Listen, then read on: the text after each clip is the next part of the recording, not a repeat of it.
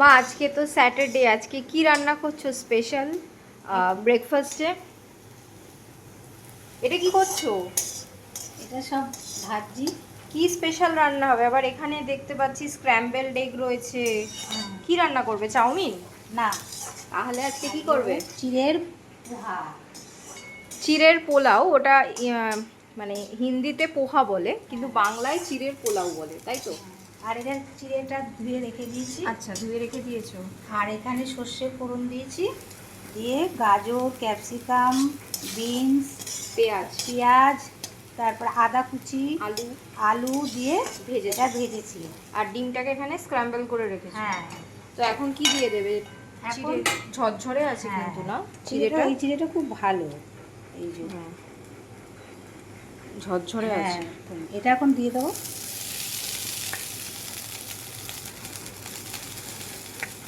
একটু নাড়া দিয়ে নি। একটু মা তুমি তো হলুদ দিতে ভুলে গেছো। হ্যাঁ, এখন দিলে গন্ধ হবে না তো? না না, একটু দিলে কিচ্ছু হবে না। আচ্ছা, একটু তাহলে হলুদ দাও। মা প্রথম দিকে দিতে ভুলে গেছে, জানি না এখন দিচ্ছে কি হবে। না না, এখন কিছু হবে না।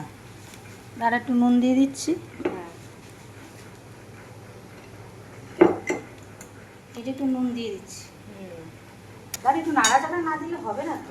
আমার তো ডিমটা দেখেই মনে হচ্ছে এখনই খেয়ে নি। মা খাবো? ওখানে তো ফুটে একটু খেয়েও নিচ্ছিস মনে হয়।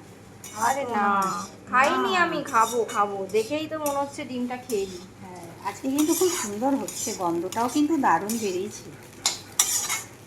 তো ডিমটা দিয়ে দেবে না? হ্যাঁ দেবো, একটুখানি হলুদ দিয়েছি তো একটু নাড়াচাড়া না করলে হয়তো হলুদের গন্ধটা একটু বেরোতে পারে। তেলটা একটু কম দিয়েছো মনে হচ্ছে। তেল আমি কম দিয়ে রান্না করি, এখন গরমকাল, কম দিয়ে রান্না করব, বেশি দেবো না। এখানে ডিমটা দিয়ে দিলাম। ডিমটা দিয়ে তারপরে একটু নাড়াচাড়া করব, তারপরে লাস্টে নামানোর সময় ধনেপাতা দিয়ে দেবো। আমরা আলু দিয়ে খাই না পোহা। হ্যাঁ, আমরা আজকেই নতুন আলু দিলাম। হ্যাঁ, দেখি আলু দিয়ে কেমন টেস্ট লাগে। আলু দিয়ে ভালো লাগবে, কারণ আলু সব কিছুতেই ভালো লাগবে। আলু হচ্ছে এমনই একটা জিনিস। কিন্তু আলু খাওয়া তো ভালো না, বেশি ভালো না, কিন্তু আমি অল্প ছোট্ট করে দিয়েছি। আর এটা তো ওয়েট গেইন হয়ে যায়। হ্যাঁ, এটা তো সপ্তাহে একদিন করব কি অনেকদিন বাদে করব, রোজ রোজ তো আর করবো না, তার জন্য। তো লাস্টে নামানোর সময় কি দেবে? হ্যাঁ, ধনেপাতা দেবো। এই যে এখানে দিয়ে দিলাম একটু বেশি লাস্টে করে। নামানোর আগে ধনেপাতা। হ্যাঁ, ধনেপাতাটা দিয়ে আবার একটু নাড়াচাড়া করতে হবে। দিলাম।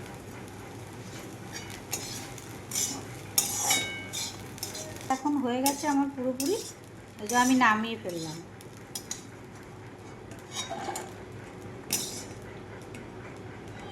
পোহা রেডি হয়ে গেছে, এই যে।